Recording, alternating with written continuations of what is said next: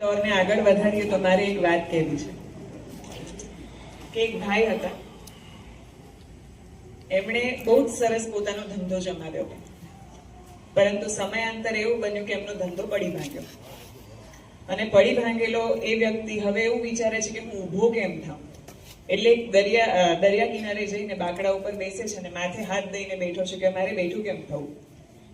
નિરાશ થયેલા વ્યક્તિની બાજુમાં એક હરતો ફરતો માણસ આવે છે ને બાજુમાં બેસે છે અને પૂછે છે કે શું થયું ભાઈ, માથા ઉપર હાથ કેમ મૂક્યો છે? તો એ ભાઈ કહે છે કે હું દેવામાં ડૂબી ગયો છું ને હવે મારે કાલે કેમ ઊભું થયું મને રસ્તો નથી ખબર, હવે જિંદગીભર ક્યારે ઊભો નહીં થઈ શકું.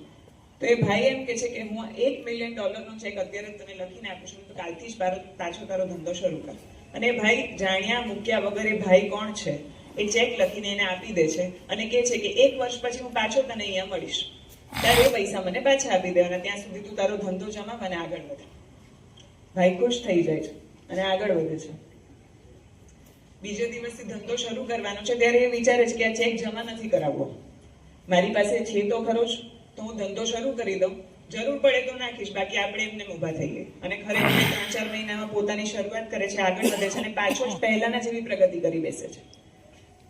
1 વર્ષ પછી પાછો એ વ્યક્તિને મળવા જાય છે કે તમારા આધારે હું ઊભો થયો છું, તમારો ખૂબ ખૂબ આભાર અને તમારો ચેક તમને પરત આપું છું. તો 1 વર્ષ પછી જ્યારે દરિયા કિનારે પાછો જાય છે ત્યાં એક વ્યક્તિએ જે વ્યક્તિ એમને મળ્યા હતા એ પાછા આવે છે અને એની બાજુમાં બેસે છે. ત્યારે આ ચેક એને પાછો આપે છે કે તમે જે મને પૈસા આપ્યા હતા હું તમને પાછા આપું છું, તમે જે મને પ્રોત્સાહન પૂરું પાડ્યું એના આધારે હું અહીંયા ઊભો થયો છું. ત્યાં તો એક નર્સ પાછળથી દોડતી આવે છે અને એવું કહે છે કે આ ભાઈને મારે લઈ જવાના છે. તો પેલા ભાઈ જે ધંધો બેઠો કરીને બેઠા છે એ ઊભા થઈને પૂછે છે કેમ એને લઈ જાવ છો, એને કઈ તકલીફ થઈ છે? તો એમ કહે છે કે ના, આ ગાંડો માણસ છે, એ ગમે ત્યારે પોતાની જાતને જોન બટલર કહે છે ને જે મળે એને $1 મિલિયન ના ચેક વેચતો રહે છે. એટલે એક ગાંડા માણસનો વિશ્વાસ પણ તમને બેઠો કરી શકે છે.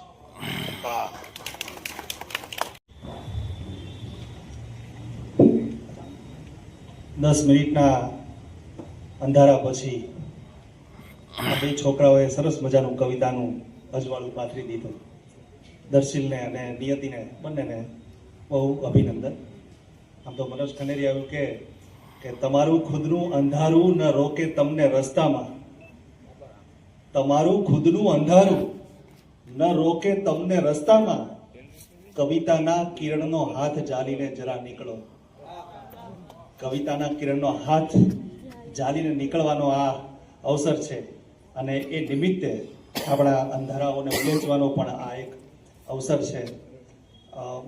ઘણું બધું ઓડિયન્સ હતું પણ મોરી સાહેબ એમ કહે ને કે 2 જણા દિલથી મળે, અહીં તો રહના ખોયા છે બધા, હવે જે રહ્યા છે દાનાણી સાહેબ તમે બહુ સરસ મજાનો માહોલ આમ તો ઓલરેડી બાંધી દીધો હતો કવિતાનો, દાઢીવાળી વાત કરીને. એટલે અમે દાઢી રાખવાના, તમે વાઢી નાખવાના, એના જેવી આ વાત છે. તો મની સાહેબ એવું કે એટલે ઘરમેળો ડાયરો આ થઈ ગયો છે એટલા માટે કહું છું, કારણ કે દાનાણી સાહેબે ઘરમેળે જ જાણે આપણે બધા બેઠા હોય એવી જ રીતે બહુ ટૂંકમાં એમને આ વાત કરી દીધી હતી. તો 2 જણા દિલથી મળે તો એક મજલિસ છે મરીઝ, દિલ વિના લાખો મળે એને સભા કહેતા નથી. તો આ તો દિલવાળા 2 વ્યક્તિઓની, કેટલાક વ્યક્તિઓની આ એક સભા છે. એ સભા વચ્ચે સૌપ્રથમ સોઢા બાપુને આ પુસ્તક વિમોચન માટે ખૂબ ખૂબ અભિનંદન આપું છું અને એના માટે નિમિત્ત બન્યા એવા આદરણીય ડૉક્ટર મનોજ જોશી સાહેબને ખૂબ ખૂબ ધન્યવાદ પ્રગટ કરું છું એમના પ્રત્યે, એમનો પણ આભાર માનું છું કે આવી સરસ મજાની કલાની પ્રસ્તુતિ પ્રકાશન એમના દ્વારા થયું છે નિમિત્તે. અને આ અવસરે મારી 2 કવિતાઓ, આમ તો ગુજરાતના 2 હોનહાર નવલોહિયા કવિઓ કે જે આખા ગુજરાતને અત્યારે પોતાની કવિતાઓથી ધંધણાવે છે, અને લાખણસિંહભાઈ કીધું કે ઘણા સમયથી પ્રકલ્પ હતો એમને લાવવાનો, હું પણ ઘણા બધા પ્રયત્નોમાં હતો અને મારા સગંજામાં આ વખતે બંને આવી ગયા છે અને આપણને એમનો લાભ મળ્યો છે. એવા 2 સુપ્રસિદ્ધિત પોરબંદરના ગુજરાતના કવિઓને આપણે સાંભળવાના છે. એટલે હું તો મારી 2-3 ગઝલો સંભળાવી અને વાતને પૂરી કરીશ. તો ગઝલ છે કે કોઈ માને કે ના માને છે ઈ છે, કોઈ માને કે ના માને છે ઈ છે, મારા મોઢે એના કાને છે ઈ છે. કે કોઈ માને કે ના માને, છે ઈ છે મારા મોઢે એના કાને, છે ઈ છે ને ધૂમ પછાડવા કરવા શાને, છે ઈ છે ધૂમ પછાડા કરવા શાને, છે ઈ છે દુનિયામાં પોતાના સ્થાને, છે ઈ છે ગમે એટલા ખેંચો, દુનિયામાં પોતાના સ્થાને, ધૂમ પછાડા કરવા શાને, છે ઈ છે દુનિયામાં પોતાના સ્થાને, છે ઈ છે ને આડા હાથ ભલે નાખો આ મોઢાની, કે આડા હાથ ભલે આ નાખો મોઢાની, પાણી પાણી દાને દાને, છે ઈ છે કે આડા હાથ ભલે નાખો આ મોઢાની, પાણી પાણી દાને દાને, છે ઈ છે ને સાચું ખોટું કરજો ધોળા કાગળમાં, કવિ કે સાચું ખોટું કરજો ધોળા કાગળમાં, ઉપર કાળા ભમર પાને, છે ઈ છે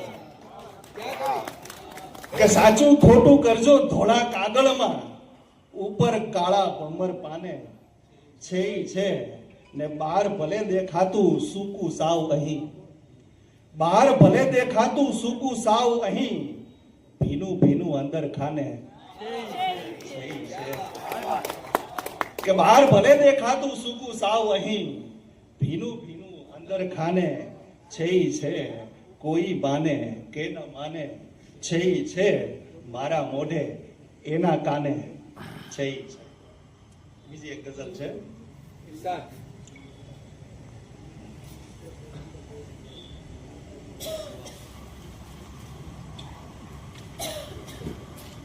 કે એ જ કારણથી સતત રોવું પડ્યું,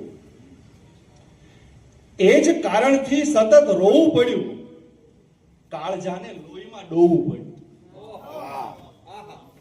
કે એ જ કારણથી સતત રોવું પડ્યું, કાળજાને લોહીમાં ડોવું પડ્યું ને શેર છે કે માત્ર દીધા બે નયન તે જન્મથી, માત્ર દીધા બે નયન તે જન્મથી, કેવું કેવું કેટલું જોવું પડ્યું, કે બે નયન જ માત્ર દીધા બે નયન તે જન્મથી, કેવું કેવું કેટલું જોવું પડ્યું ને શોધ અંદરની નથી સહેલી અહીં, ઘણા કહેતા હોય કે અંદર શોધો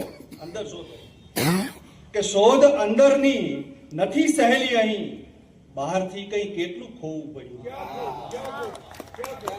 કે શોધ અંદરની નથી સહેલી અહીં, બહારથી કઈ કેટલું ખોવું પડ્યું ને કવિ શેર છે બહુ બારીક છે, જોજો કે દર્દને સાબિત કરવા હર વખત, દર્દને સાબિત કરવા હર વખત, આંસુને પણ આંખમાં ધોવું પડ્યું,